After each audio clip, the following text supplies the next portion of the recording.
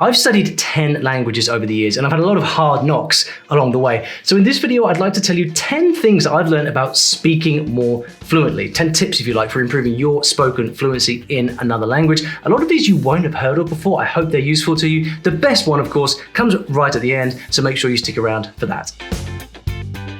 First up with the idea of reverse flashcards. Now, we all know what flashcards are. Typically what happens is you have a word or a phrase in the target language, and then you kind of flip it over to the English to see whether you've got the meaning right, whether you recognize it, right? The problem with this is it's generally too easy. It doesn't help you learn that much. If you flip it round though, then it gets more interesting. So when you flip it round into reverse, you start with the English phrase and then you have to remember how to say the phrase, the word or phrase in the target language. It's harder, but it makes it so that it mimics the speaking process a lot more. If you think about what it's like to speak as a lower level or beginner learner, it's a process of kind of thinking what you want to say in English, that's what your brain does, and then finding a way to say that in the target language. And so by practicing flashcards in reverse like this, it's a lot more effective. It really speeds up the process of recall, which ultimately kind of gets you further towards speaking more fluently. So typically what I do is I like to put complete phrases, complete chunks of language into my flashcards. I typically stick to only the most useful things, phrases that I really want to be able to say. I store them up in flashcards and then I practice them in reverse. I'm displaying the English first and then forcing me to try to recall the phrase in the target language. That really helps to speed up your facility.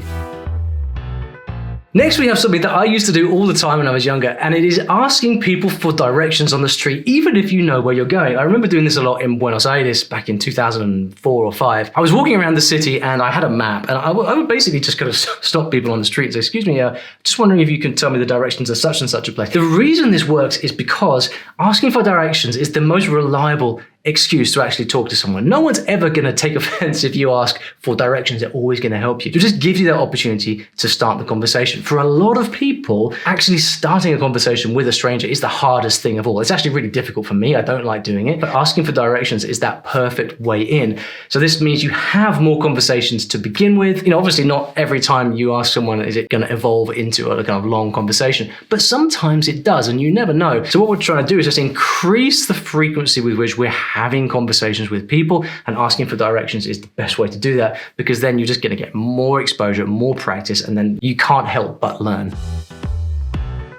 Next up is something that I call glimpses of mastery. Now, when you're first starting to learn, you don't know what you don't know, right? You're still using English as your kind of source language, that is your source of meaning. And so what we want to do as much as possible is to get into the mind of a fluent speaker of the language. How do you do that? Well, memorizing monologues, writing, preparing, memorizing, practicing monologues is a fantastic way to do this. So typically what this would look like is, let's say there's something you want to be able to talk about, like your family. What you would do is you would write out a monologue, so explaining who your family is, describing them, get it checked by your tutor or a friend. And then you actually memorize, learn, and practice reciting this monologue. It sounds a bit stilted, doing this. It makes it so that once you've learned it, once you can reel it off like that, you start to get a feel for what it's like to speak the language fluently, because although this little bit is prepared, what will happen is you'll start to practice your pronunciation, your intonation, your delivery, and you start to get these glimpses of mastery in the language. And what I found is that after memorizing a few of these, it bleeds over into regular conversation, and it just gives you a little bit more confidence in your delivery and the way that you speak, because you've already had that experience of delivering something in a really good way. So I encourage you to think about topics that you'd like to be able to talk better about, write out those monologues, do make sure you get them checked. I like to get my tutor to actually record themselves reading it in a natural way, and copy, imitate it, learn it yourself. You'll find that your speaking really improves quickly after that. Next up is something I learned from Neil Strauss in a book called The Game. Kind of infamous book. I read it probably about 20-something years ago. There was one thing in that book that I've never forgotten, which is the 3-second rule. Now, I won't repeat the context in which it was used there, but the basic idea here is we're going to appropriate that rule and use it in the context of actually speaking with people. The idea is this: wherever you are, if you hear people speaking the language that you're learning, whether that's in your home country and you're listening to tourists, or you're actually in the country itself and there are people you want to talk to, for whatever reason, there's someone you want to talk to, use the 3-second rule, which is you only have 3 seconds in which to approach and start a conversation with that person. People like me really need this rule, because I'm not the kind of person that naturally just goes up and talks to people. But if you're in the country and you want to practice, you kind of have to force yourself. So I give myself a 3-second rule, which is that if I haven't started that conversation within 3 seconds, I don't even bother. I walk away. Reason is because I don't want to be in this situation where I'm sort of sitting and thinking, should I talk to that? What's the right thing to say? Like, as soon as you start to overthink, you're dead in the water. 3 seconds though, it gets you in there. You have to start the conversation. And then again, what we're trying to do, a little bit like this, the earlier tip of actually asking people for directions on the street, even when you know where you're going, it just massively increases the number of conversations you have. Because when you increase the number of conversations you have, you learn so much more. So use the 3-second rule every time you want to talk to somebody. Next up, language tutors. Now, we've all had the advice of having a language tutor before, someone who you can, not necessarily a teacher, someone that you can just practice speaking the language with. I actually like to have multiple tutors. And the reason is that people inevitably end up dropping off. The relationship stops, people get busy, like the times don't work, whatever. So I like to have 2 or 3 people that I meet with on a semi-regular basis so I can keep having those sessions, but also keeping a bit of variety so I'm learning different things from different people. So if you do only have the 1 tutor, try getting a 2nd or 3rd. Once you then have those tutors, here are some tips for actually making the most of those sessions. First up, make sure you speak in the target language from the start. There are certain tutors where, they kind of like to practice their English, and if you're not careful, like the first 10, 15 minutes of the whole session can be spoken, like talking about something in English. Have a rule with yourself when from second number 1, the minute you start that session, you're speaking in the target language. However hard it is, it's really important to set that precedent. Now, for many of you, this won't be a problem, but for those of you, you know who you are, you tend to spend slightly too much time in your tutor sessions in English. Stop it, cut it out, speak in the target language from the start. Next up is to have your tutor take notes. Often I see people kind of spending a lot of time like furiously writing down or typing stuff during the lesson. And that makes it so that you're not engaged in the conversation. You end up getting these kind of long breaks. It's just not natural.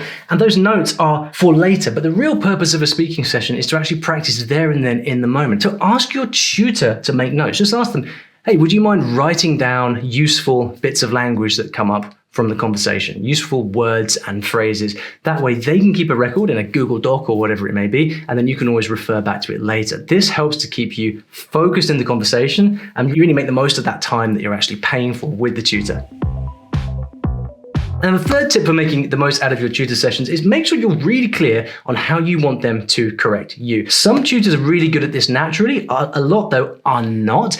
And you'll often be in a situation where tutors want to kind of correct every single thing that you say. You understand why they do it? It's because for a lot of tutors, correcting an error is the easiest way for them to demonstrate value. Because in their minds, if they correct something you've said that is wrong, well, you've learned something or supposedly learned something you can learn or study later. But really, for me, the biggest value in tutor sessions is not really the correction of every little bit of language, but rather it's the opportunity to practice and develop fluency. And fluency doesn't mean not making any mistakes. In fact, a lot of the time, fluency kind of means being able to speak in spite of mistakes. So one of the things I always tell my tutors is if they're a little bit trigger happy with the corrections, I say, look, please correct me at the end. If I say something wrong, write it down, tell me at the end. And I try to kind of engineer this situation where we spend the last part of the session actually going through some mistakes that I've made in the lesson. Now, not every tutor is going to be able to do this, but it's really important that you say what you want, because otherwise you end up just stopping and starting. Whereas what we really want to get from these tutor sessions is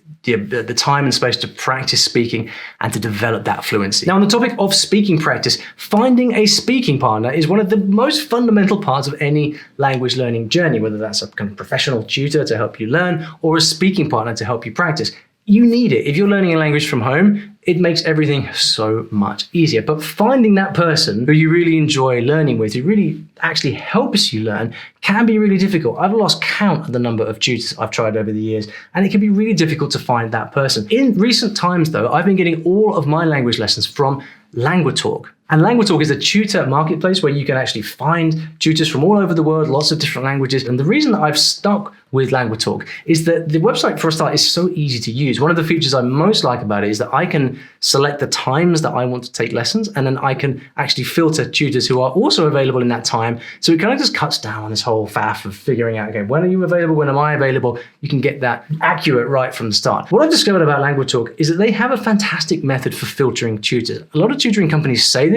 LanguaTalk actually does it. They really look carefully at the tutors that they recruit, so you know when you're connecting with someone on the platform that they really know their stuff. And then lastly, they also treat their tutors fairly, which for me as a teacher is a really important part, because I like to know that I am learning with someone who is grateful for being there, who feels like they are treated well too. So I've been getting all of my lessons from LanguaTalk. My friend Lucy from English with Lucy has been learning Italian on there. She's also having a fantastic experience. And for me, LanguaTalk really is the best place to connect with tutors on the internet right now to help you get that speaking practice. And full disclosure, here at StoryLearning, we actually like LanguaTalk so much that we have invested in the company, because we really want to be a part of this mission to provide the best service possible for people who want to connect with tutors. They're doing a great job. We want to be part of that, and that's why I'm telling you about this today. And if you'd like to try it out, well, you can get a free trial lesson with most of the tutors there. You can click the link in the description below. That will take you over to LanguaTalk. And if the link is working correctly, you should see a little message pop up from me welcoming you to the site. From there, have a look around, play around with the tools a little bit, have a look at the various tutors there. Take a free trial lesson. There's nothing to lose. I'm sure you are going to love it. One of the best things about StoryLearning being involved with LanguaTalk as well is that if you have any comments or feedback or requests, you can get in touch with me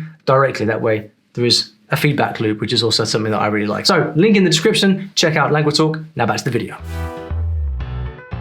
Spend some real time learning linking words. And these have a few different names. Some people call them conversational connectors, linking words. It's basically little words and phrases that help the conversation flow by joining one phrase or one sentence together. So these are words like so, and, what I mean is, in other words. If you can learn these, it's like the glue that holds together everything else that you learn. A lot of the time, people speak in quite a stilted academic textbook way. And the reason is it's like idea 1, idea 2, idea 3. But if you listen to native speakers talk, or sometimes like a huge amount of what they say is actually this kind of conversational glue. Well, it's joining together a couple of ideas, but that also kind of buys them time to think. So you'll hear people saying things like, what I'm really trying to say is, or, okay, so what you're saying is, that's an interesting idea. So these phrases are really just ways to just make the conversation sound a lot more natural. And there's usually a fairly fixed number of these. There could be, somewhere between 8 to 10 of these linking words or phrases that people tend to use all the time. You can get lists of these. In fact, on the StoryLearning website, we have lists of these in lots of different languages. There'll be links in the description below, so feel free to check those out. Learn and memorize them and practice them. Sometimes in the past, I've actually printed off lists of these and had them next to my screen as I'm doing a speaking session so I can practice using them. Because when you get these down, they're going to really help your conversation flow a lot more. Next up is songs. Songs are a funny one because on the face of it, songs really don't have that much to do with speaking. They tend to be a more poetic language, often kind of rhyming. It's really not the same as conversation. But what I found is that learning songs really gets to a place that you can't get to with just practicing speaking. Sometimes it's because it teaches you new vocabulary. Sometimes it gives you new ways of saying things. It focuses you on pronunciation a lot and making the sounds. There's something about learning, practicing, memorizing a song, kind of going deep on it. It opens up a space in your brain. That's the best way that I can describe it. And if you learn a few songs in the target language, it is going to give you more confidence when you come to speak. Just trust me on that one. Now, if you're at all nervous about speaking or you just don't quite feel ready to have open-ended conversations yet, you can use voice messages as a way to ease yourself in. I've done this myself in languages where either way they were a little bit harder or else I didn't feel quite ready to start speaking yet, but I still wanted to practice getting words out of my mouth. I would meet people using language exchange apps like Tandem or HelloTalk, and then practice speaking literally by sending, WhatsApp voice messages or whatever it may be. The reason this is good is it gives you time to think. You remove the time pressure. When you're speaking with someone face to face, the hardest thing of all is that it's all happening in real time. So you don't have time to think, right? It puts a lot of pressure on you. But with voice messages, it makes it so that you can compose what you want to say before you say it. It also means that you can practice it before you say it. And when you get the reply, you can also listen to that over and over again. So it kind of helps you build that confidence. Now, it is not a good long-term substitute for building speaking skills at all, but it can be a good way in. So if you are really finding speaking to be something that's like, there's a big barrier for you, a big mental block, try this voice messaging. It could really help. Now, story learning is all about learning languages through stories. And often people ask about the connection between stories and languages. And in this video, you'll see why it is that stories by themselves and reading by itself will not make you fluent. Yes, stories are the best way to get input in the language, to grow your knowledge and understanding of the language. But if you want to learn to speak, you've got to spend a lot of time speaking. There's no way around this. So one of the things that I like to do to form that bridge between the input that I'm getting from stories or whatever it may be, is to actually, whatever I'm reading, take it into my lesson with my tutor. And I'll often send a chapter of a story in advance to the tutor and say, look, this is what I've been reading. I'd like to talk about this in the lesson. Now, why is this good? The reason is that if you've been reading a story or a chapter of a story, you will have learned certain ideas, certain vocabulary, certain concepts, names, places. When you then repeat that inside of a speaking session, it gives you a chance to actually repeat and use the stuff that you've been learning. You also get to hear it back from the tutor when they talk about it and ask you questions. It makes the story or the text interactive, and this really is the kind of foundation of building speaking skills. It's taking something meaningful and then using it in verbal communication. So whatever input you're getting, try taking that into the lesson and asking your tutor if you can just spend time on that in the session. What you'll find is it really helps you consolidate what you've been learning and speak more fluently. Last but not least, I told you this was the best one. This is something that is borderline unethical, so you can decide whether to do it yourself or not. But I used to do this in Japan. When I first arrived, didn't really speak any Japanese. I would go into my local coffee shop. It was a Tully's coffee, really great coffee, but I didn't understand the things that they would say. It's funny in Japan because it's all kind of daily interactions are very, very formulaic. People say the same stuff all over again. So if you walk into a coffee shop, you will literally get the same greeting, the same language confirming your order and all of that stuff. And I really wanted to understand what it was. So what I did was I kind of took my phone, conveniently enough, I've got a Tokyo Metro map on my phone, so good fit for this. I'd set the voice recorder and I just put it down on the counter as I was having the conversation. And then I would kind of struggle through the conversation in the usual way, and then the reply would come, but I'd get it all recorded. So then what I would do is I would take it away, listen to it over and over again, try and transcribe what I heard. And then when I got stuck, I'd ask my tutor or a friend to actually write out the full thing. And that made it so that next time I went back into that cafe, I knew exactly what they were saying and then I could respond to it better in real time. So you can use this for anything that you do on a daily basis. This works best if you're living in the country, obviously, whether it's buying train tickets, ordering your coffee, chatting with the receptionist at the place that you work, whatever it may be. Obviously, you're kind of like gray area slightly to record people without their permission, but it's all for a good cause because it means that next time you go back in, you can actually speak with them in a better way. So I think it's fine. That's it. Now, earlier we asked the question whether or not reading can actually make you fluent. And in this video, I go deeper into this topic and explain exactly why it is that reading and speaking are connected, but not. Go and check that out. Let me know what you think.